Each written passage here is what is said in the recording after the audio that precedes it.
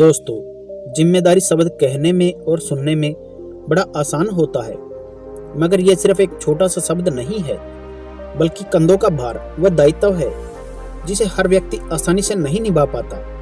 कुछ लोग मुसीबत पड़ने पर जिम्मेदारी से भाग खड़े होते हैं, तो कुछ डटकर उनका सामना करते हैं और अपनी जिम्मेदारियों को पूरा करते हैं। तो चलिए एक कहानी के माध्यम से यह समझते हैं और अपने जीवन से भी तुलना करेंगे कि क्या हम भी जिम्मेदारियों से भागने वाले हैं या उनका डटकर सामना करने वाले। एक राज्य का राजा बहुत परेशान था। उसके ऊपर बड़ी जिम्मेदारियां थी। अपनी इन्हीं जिम्मेदारियों के कारण वह हर पल दुखी रहता। उसका एक पल भी सुकून में नहीं बीतता था। वह बस अपने जीवन में सुख चाहता था। वह बेकार के झंझटों में नहीं पड़ना चाहता था।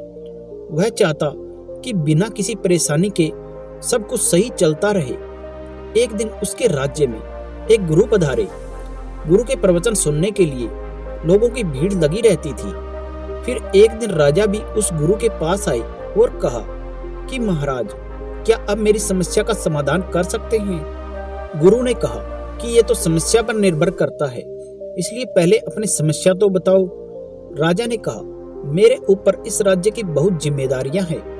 मैं दबा हुआ हूँ। इन जिम्मेदारियों की वजह से मैं खुलकर नहीं जी पाता हूँ। मैं सोचता हूँ कि ये समस्याएं और जिम्मेदारियां मेरे ऊपर ना होती तो मैं कितना सुखी होता, खुलकर जीता। इसलिए आप मुझे कोई ऐसा रास्ता बताएं जिससे मैं इन सभी झंझटों से मुक्त हो सकूं। गुरु मुस्कुराए और बोले, राजन, यह तो बहुत आसान है। इसका एक ही उपाय है और ज्यादातर लोग भी इसी उपाय को अपनाते हैं। आप भी अपना लीजिए। राजा ने कहा, महाराज जल्दी बताए क्या उपाय है? गुरु ने कहा कि तुम अपना राजपाट मुझे देकर अपनी जिम्मेदारियों से मुक्त हो जाओ और चले जाओ यहाँ से। अपना सुखी जीवन जीने के लिए आजाद हो जाओ।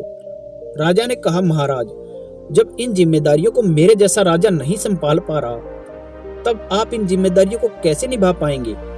आपका जीवन भी दुख से भर जाएगा। गुरु ने कहा, कोई बात नहीं, हम सारे दुख उठा लेंगे। फिर राजा अपने राज्य को गुरु को देने के लिए तैयार हो गया। उसने पूरे राज्य के सामने गुरु का राज्याभिषेक किया और खुद राज्य छोड़कर चला गया। वह अपने साथ कुछ धन लेकर गया। वह अपने जीवन को दुख चिंताओं से मुक्त होकर जीना चाहता था। बिना किसी दबाव और चिंता परेशानी के उस राजा का जीवन उस धन से 1 वर्ष तक तो ठीक चलता रहा, लेकिन धीरे धीरे करके धन समाप्त होने लगा। इसलिए अब राजा को परेशानी और चिंता होने लगी कि आने वाले समय में अपना जीवन कैसे बिताएगा। उसने बचे हुए धन से कुछ व्यापार शुरू करने की सोची। फिर उसने एक छोटा सा व्यापार शुरू कर दिया, लेकिन राजा को व्यापार में शुरुआत में ही इतना घाटा हुआ कि जिससे उसका धन जो 6 महीने में खत्म होना था, वह 1 महीने में ही खत्म हो गया। और राजा के ऊपर कर्ज अलग से हो गया। कर्ज में उसका सब कुछ बिक गया। वह सड़क पर आ गया। यह सब देखकर वह जोर से चिल्लाया कि ये दुख चिंताएं मेरा पीछा क्यों नहीं छोड़ते। अब राजा के पास खाने के भी पैसे नहीं थे। एक रात वह भूख से तड़फ रहा था। तभी वहां से उस राज्य की राजकुमारी गुजर रही थी, तो उसने राजा को भूख से तड़पते हुए देखा। तो राजकुमारी को उस पर दया आई। उसने राजा को भोजन कराया और राजा से पूछा कि आप कौन हैं? राजा ने राजकुमारी को अपने बारे में कुछ नहीं बताया, लेकिन राजकुमारी को राजा बहुत पसंद आ गया था। इसलिए उसने कहा कि मैं आपको पसंद करती हूँ। अगर आप चाहें तो हम विवाह कर सकते हैं। मेरे पिता के बाद आप ही हमारे राज्य के राजा होंगे। राजा को लगा कि यह अपने जीवन को सुधारने का अच्छा अवसर है। इसके बाद जीवन आराम से गुजरेगा। इसलिए राजा ने विवाह के लिए हाँ कर दी और दोनों का विवाह हो गया। राजकुमारी के पिता ने एक दिन राजा को बुलाया और कहा, हमने आसपास के सभी राज्यों को जीतने का मन बनाया है, इसलिए हम चाहते हैं कि आप हमारी सेना के सेनापति बनकर कार्यभार संभालें और ये सभी राज्य जीतकर हमें तोहफे में दें। यह सुनते ही राजा परेशान हो गया। अच्छा खासा बिना मेहनत के, बिना कुछ किए जीवन चल रहा था, लेकिन राजा मना नहीं कर सकता था और ना ही वहां से भाग सकता था। लेकिन एक रात राजा को मौका मिल गया। वह युद्ध शुरू होने से 2 दिन पहले ही महल से अपने साथ कुछ धन लेकर दूसरे राज्य के लिए निकल गया। लेकिन फिर से कुछ साल बाद उसका धन खत्म हो गया।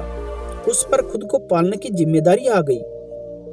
तब एक दिन ऐसा भी आया जब उस राजा ने मजदूरी की। मजदूरी करते समय उसे अपने राज्य की याद आई कि किस तरह वह अपने राज्य में किस शान से रहता था, कितनी धन दौलत थी उसके पास। 2400 घंटे नौकर उसकी सेवा में हाजिर रहते थे। अब पहली बार वह एक मजदूर का जीवन जी रहा था। तब उसने सोचा कि अपने राज्य वापस जाता हूँ और गुरु से विनती करूंगा कि वह मुझे मेरा राज्य वापस लौटा दे। वह अपने राज्य वापस आ गया। उसने देखा कि राज्य में चारों ओर खुशहाली है। राज्य में नए नए निर्माण कार्य चल रहे हैं और सब अपने नए राजा की तारीफ कर रहे हैं। राज्य की सीमा पर एक शक्तिशाली सेना खड़ी है जो हमेशा अपने राज्य को बाहरी आक्रमणों से बचाती है।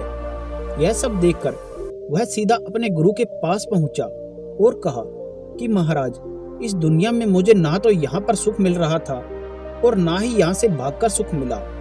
ऐसा क्यों हुआ महाराज? गुरु ने कहा, सुख और दुख तो हमारे भीतर होते हैं। यह जगह बदलने से नहीं बदलते, क्योंकि ये हमेशा तुम्हारे साथ ही चलते हैं। अगर तुम खुद को नहीं बदल रहे तो तुम्हारे सुख दुख कैसे बदलेंगे? जो लोग जिम्मेदारियों से भागते हैं, जिम्मेदारियां भी हमेशा उन्हीं के पीछे भागती है। उनसे वे कभी पीछा नहीं छुड़ा सकते। लेकिन जो जिम्मेदारियों को निभाते हैं, समझते हैं, जिम्मेदारियां उनकी शक्ति बन जाती है। फिर उन्हें कहीं भागना नहीं पड़ता। गुरु ने एक चिड़िया के घोंसले की ओर इशारा करते हुए कहा कि उस चिड़िया को देख रहे हो, यह घोंसला बनाती है ताकि इसके बच्चे इसमें सुरक्षित रह सके, और यह इस जिम्मेदारी से भाग जाए तो क्या होगा? क्या इसके बच्चे बचेंगे या खुद बच सकेगी?